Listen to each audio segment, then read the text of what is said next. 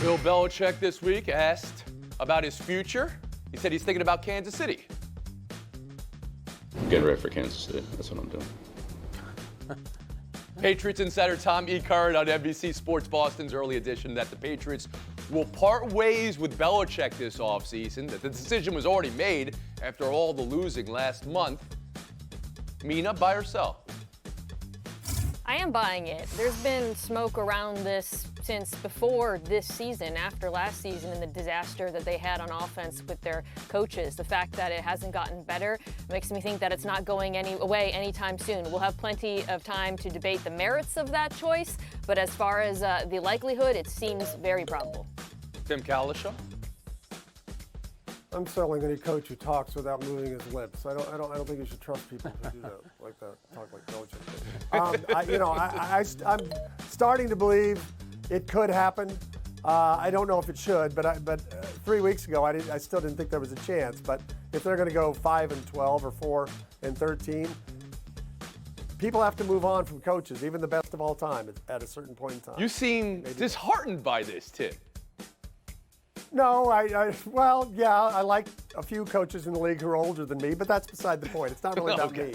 I just like having great coaches around, and he's a great coach, and he'll be missed in his own weird way, not as Harry, do you believe the decision's already been made? I don't know that the decision has already been made, but I do buy that it is probably best for everybody involved because Bill Belichick is 71 years old. This doesn't look like a team that's 3 or 5 years away from competing. I just don't think it benefits him to stick around and try to rebuild this. I don't think it benefits them to try to keep or hold on to what has been successful for them in the past because he's not going to be around much longer coaching that football team anyways because eventually he has to retire, right? So I think naturally this is coming to an end, and I think it will this offseason. Frank Isola. You know, those reporters, first of all, plugged in. They're not pulling this out of thin air. That's one thing. But for me, it's absurd that you're losing a game in Frankfurt, Germany, and this is when you're deciding that's it for Bill Belichick. By the way, how about the way the team has played, at least defensively, the last few weeks? You're going to sit there and tell me they're not playing for the coach? The problem is personnel. Now, if you want to say he's responsible for that, that's fine. But they have a big-time quarterback issue, and we know in this league it's hard to win without a quarterback. Mina, just to follow up real quick, I think everyone can understand these things have to end. Why do they end badly? Because they have to end. But would there be hard feelings here, I guess, what do you gauge on that? Yeah, I bet there would be hard feelings. I mean, I think Bill Belichick will keep coaching to break that wins record because he loves the game.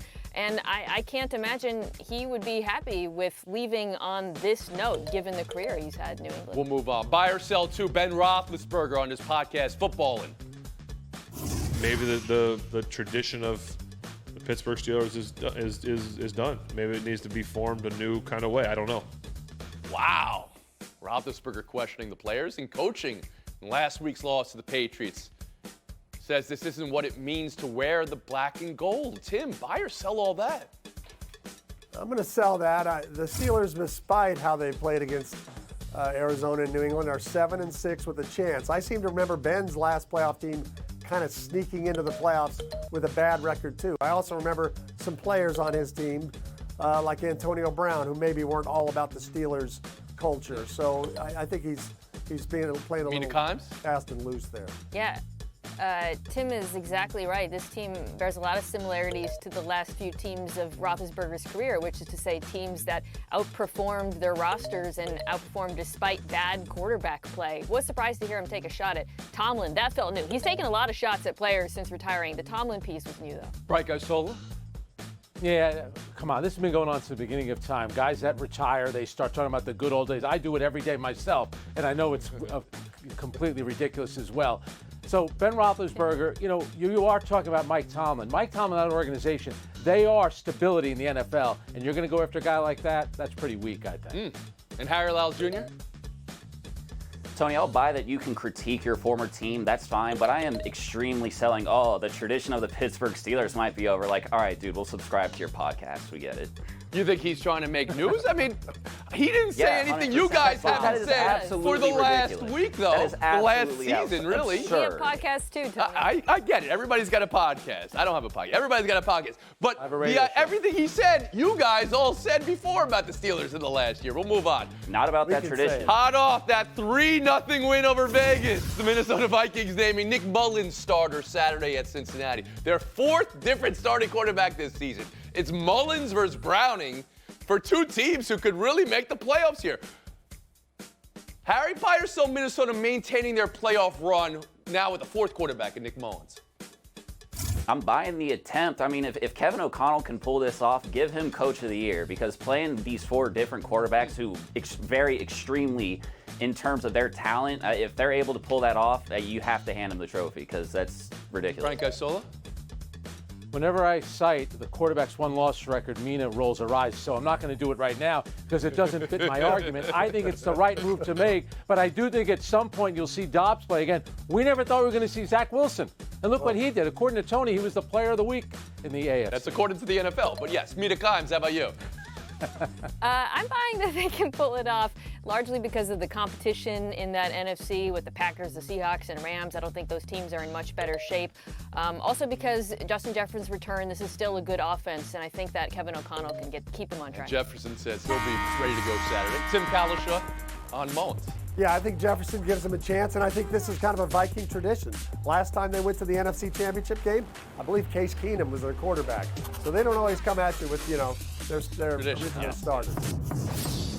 Mina Kimes, Harry Lyles Jr., good luck in showdown.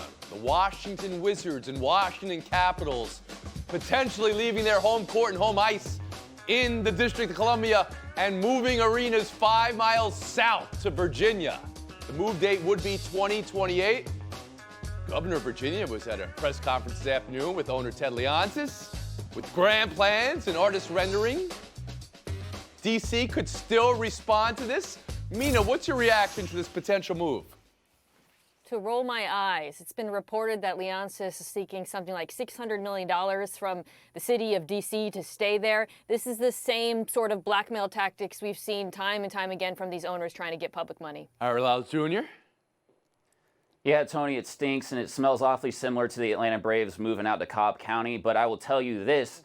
If they do make this move, the Washington Capitals immediately move up the power rankings of team nicknames that do not make sense, because they will go from the Capitals to the suburbs, much like the Lakers do not make sense in Los Angeles and the Jazz does not make sense in Utah. It's 5 miles away. I mean, it's not exactly. You could probably still see the Capitol building from where they are. We'll split the point. We'll move on.